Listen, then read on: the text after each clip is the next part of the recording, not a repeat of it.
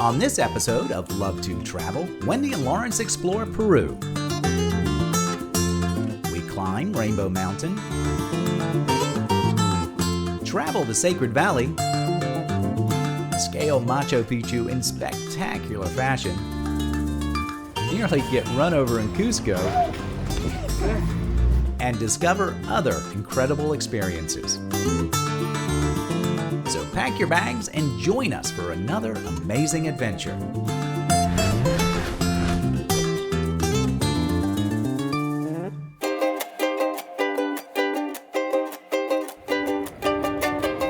If you love travel, and who doesn't, we have something at the end of this video you'll definitely want to hear. So stick around. I'm very excited. Yeah. It's been on my bucket list forever. It's a check off the bucket list. That check nearly didn't make it to the bucket list. Our trip took place during the COVID pandemic, and there was the ever-present threat of Peru just closing its borders to visitors or shutting down the historical sites, like Machu Picchu, which is sort of the reason for going.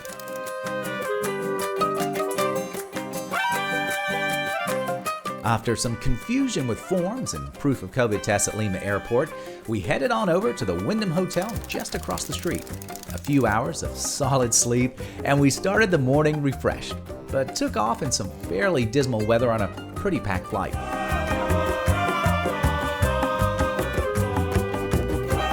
But once the sunrise dawned, we were shown just how majestic the country truly is, with mountain ranges breaking through the clouds.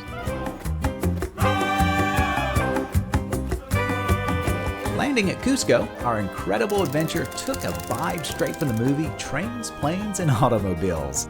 We booked a taxi to drive us from Cusco to Ollantaytambo, where we'd be staying for a few nights. You're in Cusco. I know. How's your breath? It's fine. We're at 2,700 meters. You may ask, why not take the train? At that time, only commuter trains were running, and with all the stops it would make, a taxi only took half the time to get there. So we sat back with Pamela behind the wheel, left Cusco, and watched the urban landscape fade into the beautiful scenery of the countryside. Villages, farms, and fields consumed the landscape as rugged mountains reached higher and higher into the sky the more we drove.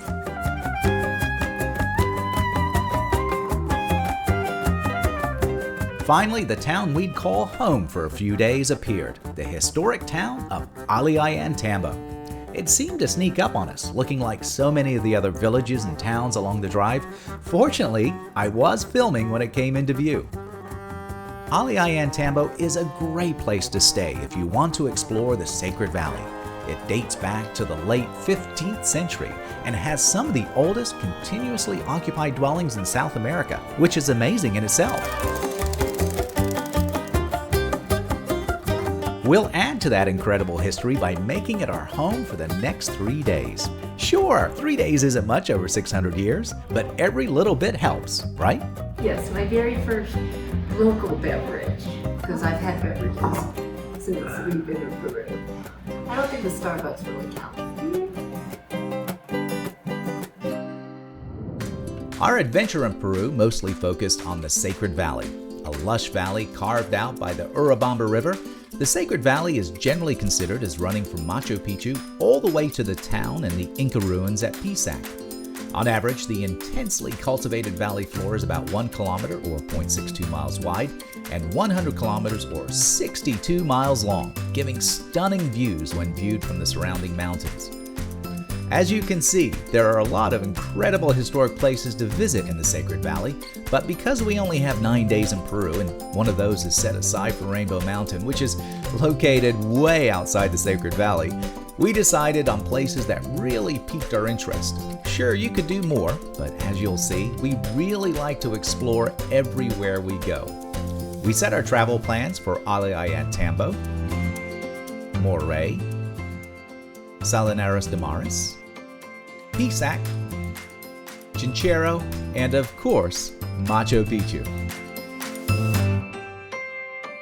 Part of the master plan was to become acclimatized to the incredible altitude of all these historic sites. The best part of this clever plan? We would be stepping back in time everywhere we went. And we'll be staying in an equally historic hotel, the El Albergue. Advertising itself as a historic and romantic hotel, the El Albergue originally opened in 1925 under the name of Hotel Santa Rosa. Chairs on the deck beg guests to sit back and enjoy the amazing views. Sometimes you even have company. Another part of the hotel is Café Mayu. It sits on the train station's platform and is enjoyed by tourists, locals, and those who happen to be coming through town by train. It has a menu full of espresso coffee, tea, cookies, brownies, sandwiches, and even salads. No matter where you stay in Ollantaytambo, everything is a quick walk to the heart of the town and its amazing ruins. We love to wander and explore, so we went into Ollantaytambo with no plan other than grabbing some lunch and getting lost in its narrow, ancient alleys. It's hard to believe the town was destroyed by the famous Inca emperor Pisac when he conquered it way back in the mid-15th century. To be fair, he did rebuild it, building the town on a grid system which you can still see today. The rebuilt town featured a large plaza at the center that may have been as large as 4 blocks. There's so much history in the town, from the open irrigation systems bringing fresh water from the mountains to larger stones in the walls and houses that date back to the mid-15th century. As you emerge from the small ancient alleys on the west side of town, you're greeted by Ollantaytambo's famous archaeology site. We didn't need any more of an invitation to head over for our first taste of Peruvian ruins.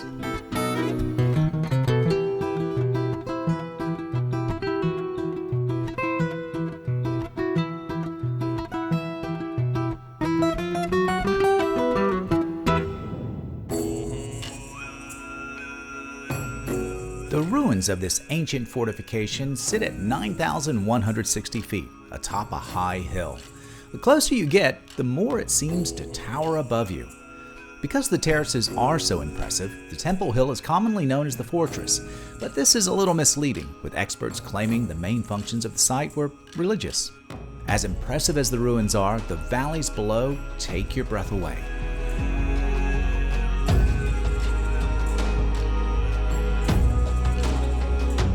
We were lucky enough to meet JJ, an official tour guide who actually grew up in Ollantaytambo.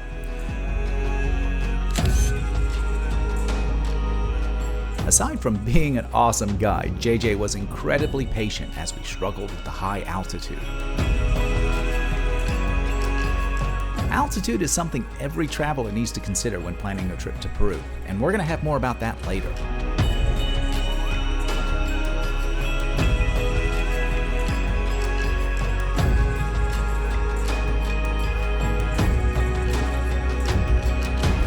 The ruins in Ollantaytambo have some of the best stonework after Machu Picchu.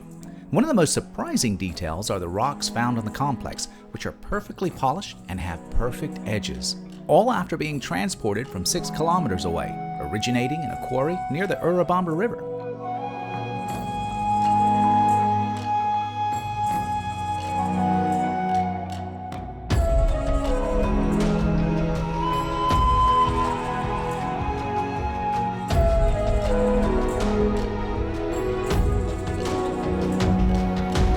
According to archaeologists, the unfinished structures and the numerous stone blocks that litter the site indicate it was still undergoing construction when it was abandoned.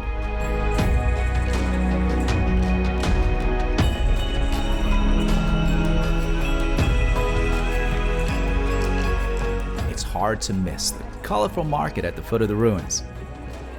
The vibrant colors and traditional dress do make you feel better about it being a bit of a tourist trap, but quite frankly, it's a weird experience to browse tchotchkes even as you're mentally digesting the incredible ancient ruins all around.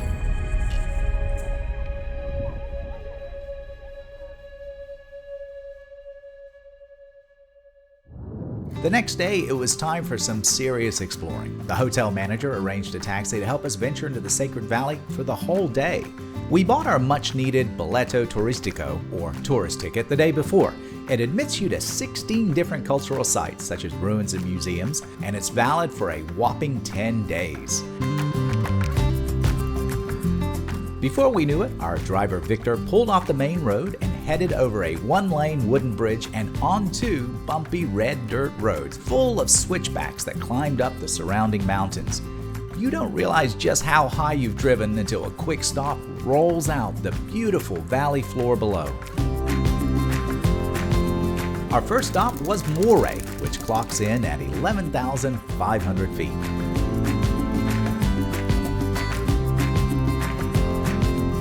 Considered a prime example of terrace farming, it's believed Moray was used by the Incas to study the effects of different climatic conditions on crops. The wide temperature differences in the terraces create microclimates, just like a greenhouse. All this aside, it was a fascinating step back in history with some great views. Speaking of views, we came across so many amazing sights driving along the top of the mountain range, heading towards our next stop. Visually stunning and looking like something from the mind of Star Wars creator George Lucas, Salineras of Maras is basically an ancient salt farm. Natural salt wells are channeled into 4,200 terraced salt ponds, which are dried under the Peruvian sun, and it produces natural salts that are as rich in flavor as they are in history.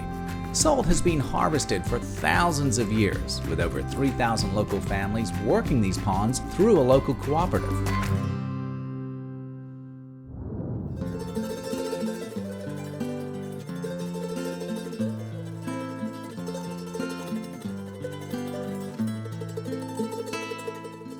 Our last full day in Ollantaytambo started early. After a delicious breakfast of eggs, homemade bread and butter, fresh OJ, and amazing coffee, Pisac. Oh my God. There's a reason for that wow.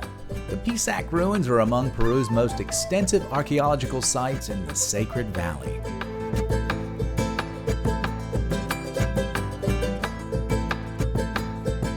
Built on top of a mountain range, the site offers views of towns and farms that fill the valley below.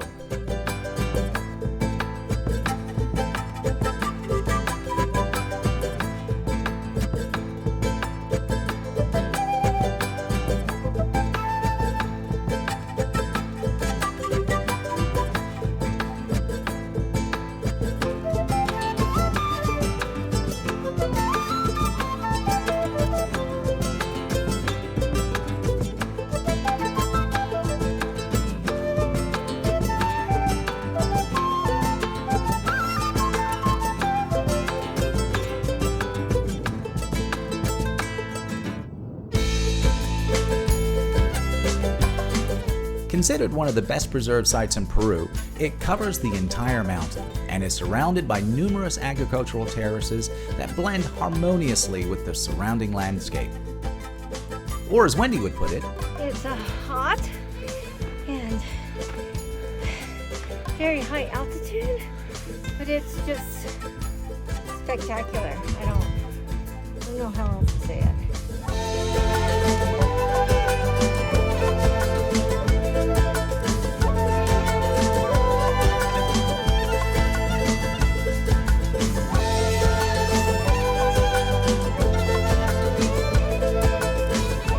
reaching a height of 11,565 feet with walks that take visitors up and down the ruins. Pisac is a bit of a challenge. It's also huge, spread across the entire top of the mountain. Travelers heading to Pisac should budget an entire day, really, to make sure everything is seen, and take a lot of water. Unfortunately, time got the better of us, and we couldn't make it across the entire mountaintop. But we did, sort of, visit the furthest most ruins through Wendy's telephoto lens. It was a tough call, but we had to leave Pisac to head for a very special and historic market town.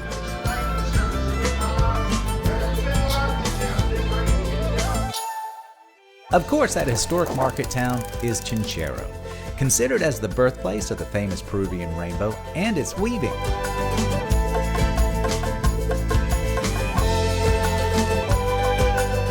This typical Andean village combines Inca ruins with a colonial church, some wonderful mountain views, and a colorful Sunday market.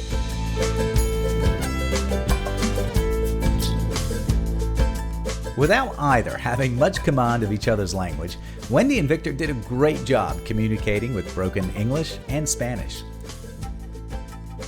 After picking up a couple of tourists from Spain, we all headed through the historic town of Chinchero to a weaving center and learned why the town was known as the home of the famous Peruvian weaving. There are a lot of weaving centers in Chinchero, with so much more to see and do in these tiny plazas.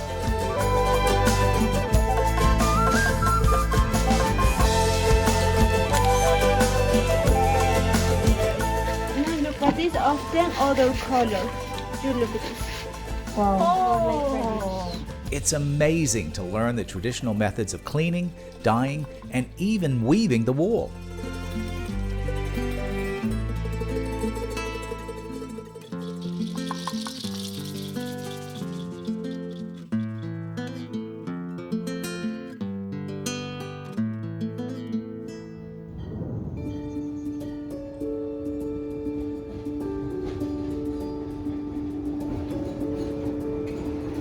We enjoyed a slow start to our day as we readied for the train ride to the famous Machu Picchu. Although we checked out hours before the train departed, the hotel was more than happy for us to hang out in Cafe Mayu and enjoy their incredible pisco sours just one more time.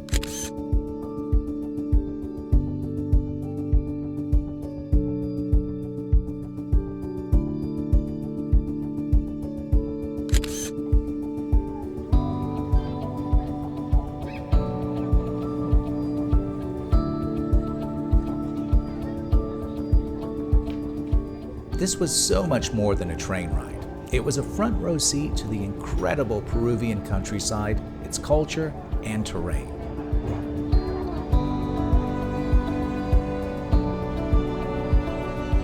Growing mountains looked down on the rich farmland and small villages that filled the countryside.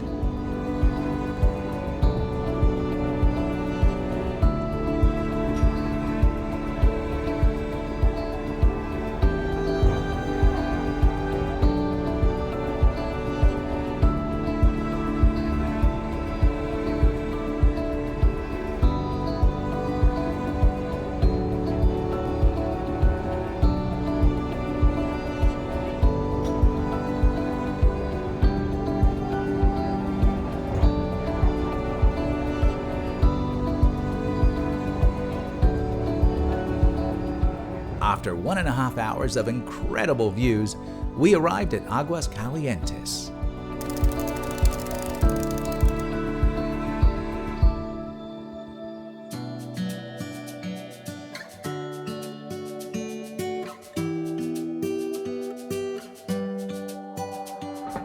Aguas Calientes, or Machu Picchu Pueblo as it's known, lies on the Vilcanota River, and more importantly, at the foot of Machu Picchu. The town grew to what it is today after being connected to the National Railway System way back in 1931. Ever since, anyone visiting the famous Machu Picchu ruins pretty much stays in Aguas Calientes.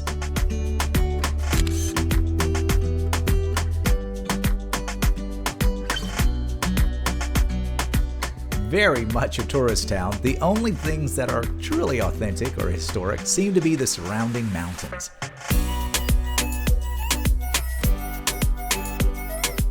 Incredible bridges reach over dramatic stone streams, connecting mazes of streets and alleys that wind through the hotels, stores, and restaurants. At dinner, we saw the restaurant serve the Peruvian dish of cuy.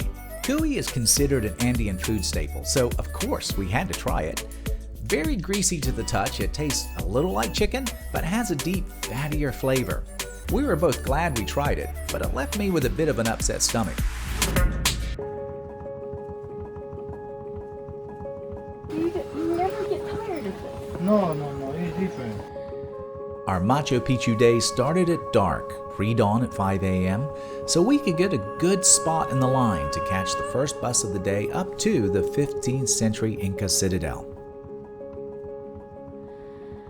Machu Picchu officially opens at 6 a.m., and we were among the first dozen to start climbing the mix of old and ancient stairs that would take us to the top of the ruins, which led to the entrance into the citadel.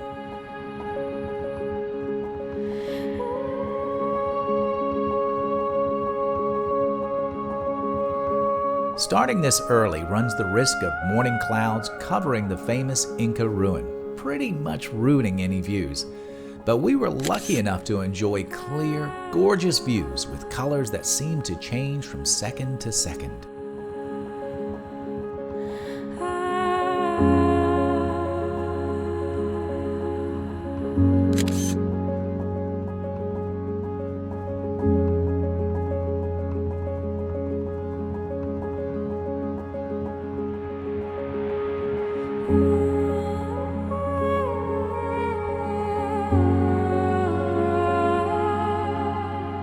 We were lucky enough to have JJ, our guide from Ollantaytambo, join us for the day.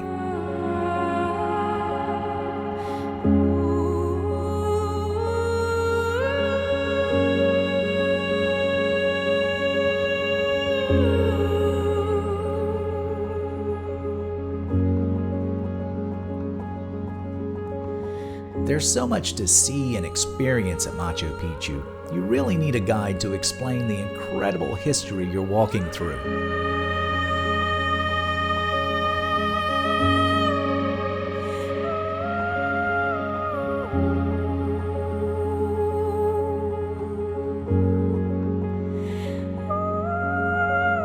Throughout the citadel are large stones that trace nearby mountains, maps of sorts, which are still recognizable all these centuries later.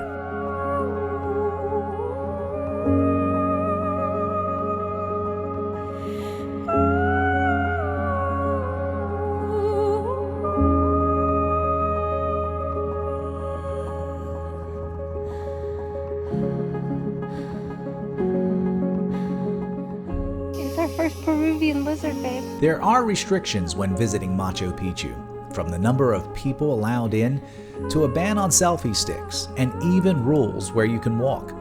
These are frequently updated, so if you are going, be sure to check for the latest do's and don'ts. An example of a change, visitors follow a route through the citadel, and it only runs in one direction.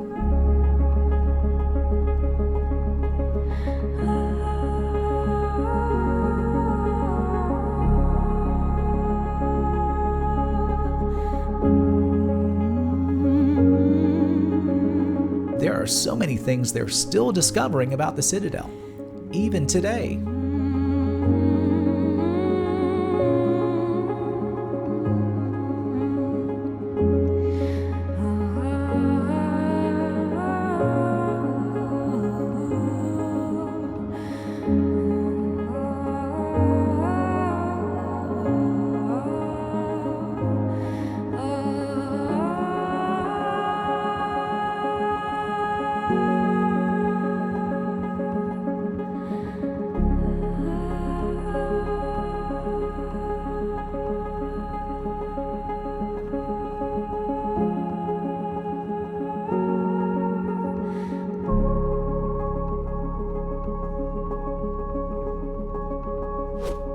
If you want to know more about our route and have a closer look at what we saw, check out the Machu Picchu virtual tour video on our YouTube channel.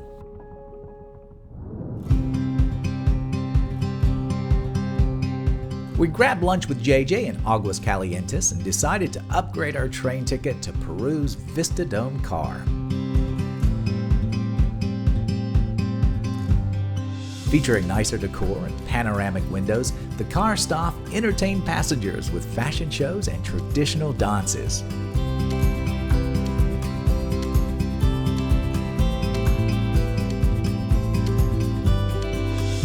We were torn between taking in the incredible views painted by a setting sun and all the fun stuff going on in our car.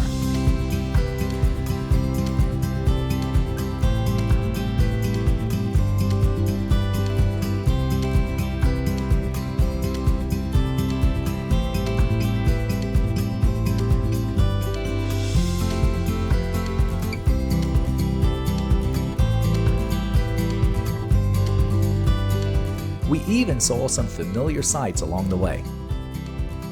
Nearly a 4-hour trip from Machu Picchu to Cusco, the temperature fell as quickly as the sun, leaving us to catch a taxi in the darkest night to our final hotel for the trip. The great thing about a late-night check-in is waking up in a new city. We stayed at the Hilton Garden Inn, located on the northwestern edge of Cusco, about half a mile from the city's historical district. As we headed in to explore Cusco, we could see just how high the hotel sat on the mountains that surrounded the city, giving the walk-in some incredible views of what lay ahead of us. It's a historic city filled with activity and a lot of traffic. Some of it can be pretty dangerous if you don't pay attention. Good. Don't worry about you. The city was the capital of the Inca Empire from the 13th century right up until the 16th century Spanish conquest. The Spaniards destroyed much of the Inca buildings, leaving a definite Spanish feel to Cusco. Majestic churches and a lot of parks dot the city. Colonial architecture is everywhere, from ancient walls and gates which surround city squares, while carved wooden balconies accent second floors everywhere you look.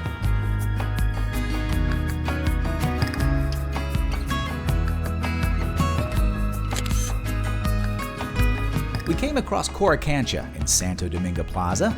This was the most important temple in the Inca Empire, with the name Coricancha roughly translating to walls of gold. To enter the temple during Inca times, worshippers needed to have been barefoot, fasting, and carrying a heavy load upon their back as a sign of humility to the god. Hopefully, heavy backpacks and camera gear count for tourists. One of the more famous areas of Cusco is the Plaza de Armas. There was a huge event going on when we found it. A must-visit is the Cathedral Basilica, if not to see the famous version of the Last Supper. Yes, my friend, that is cuy on the table. The plaza is a perfect place to stop for lunch with great restaurants. Just make sure to choose one overlooking the square.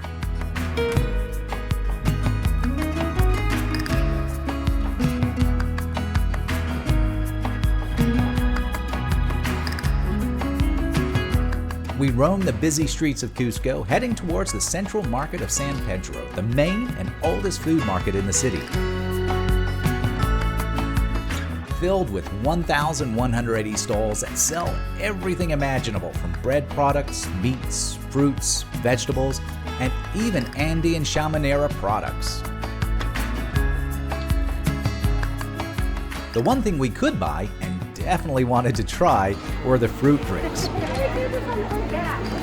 Okay, you're gonna upset everybody. Needless to say, we didn't disappoint, nor did the drink. The next day was another early morning start. Our tour van drove around Cusco in the pre-dawn hours, picking up passengers and heading out on a 2-hour drive, arriving at a rustic restaurant located closer to Rainbow Mountain.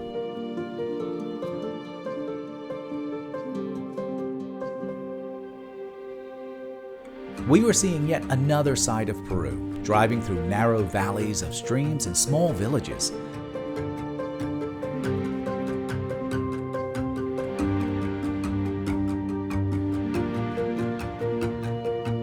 Green would fade to bare brown as the dirt road turned to switchbacks, taking a caravan of tour buses higher and higher towards Rainbow Mountain. Rainbow Mountain is a relatively new destination in Peru.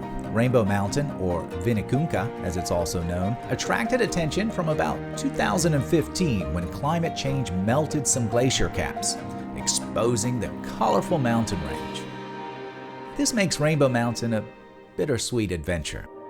We'd arranged for some horses to help us not only save energy on the long hike, but also beat the crowd to the top of Rainbow Mountain. How's it going, baby? It's going good.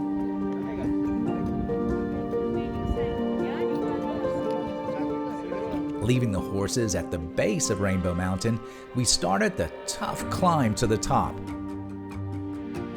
There were frequent stops. Local villagers made the climb look easy, even if some of their animals were less than keen. The llamas are like, I'm not coming up. Once at the top, we were at 16,522 feet, and any exhaustion was just washed away by the stunning views.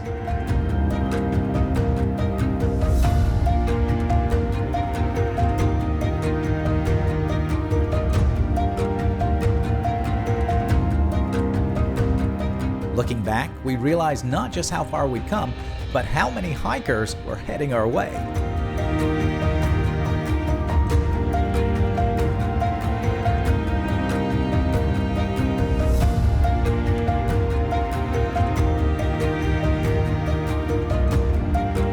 Even as we made our way down, the views were just as stunning.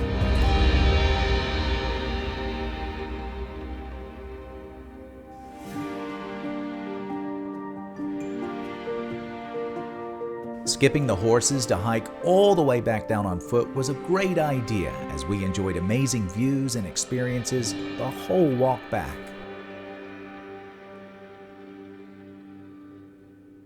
Quite a few people on our tour bus came down with altitude sickness on the ride back to Cusco. Both Wendy and I had different symptoms of altitude sickness later that night and on into the next day.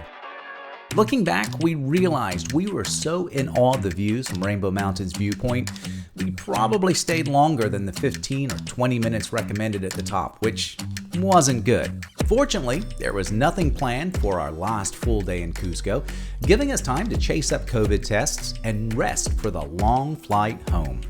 As before, we flew from Cusco to Lima, but this time we would be flying first class from Lima to Atlanta. That's right, Wendy managed to get an upgrade for only $200 per person. Unfortunately, our flight back to the United States was delayed by 3 hours, taking off at 1:30 in the morning. But Wendy did sleep comfortably in first class. I took it all in with some good food and a chance to finally watch The Big Lebowski. Seriously, it was the first time. We've been fortunate to visit incredible parts of the world. Peru was an amazing experience. The country, people, and its amazing culture is something everyone should try to enjoy. Speaking of which, our special announcement. This is our very first video on our LoveTwoTravel YouTube channel. To celebrate this amazing moment, we have an exciting idea and offer.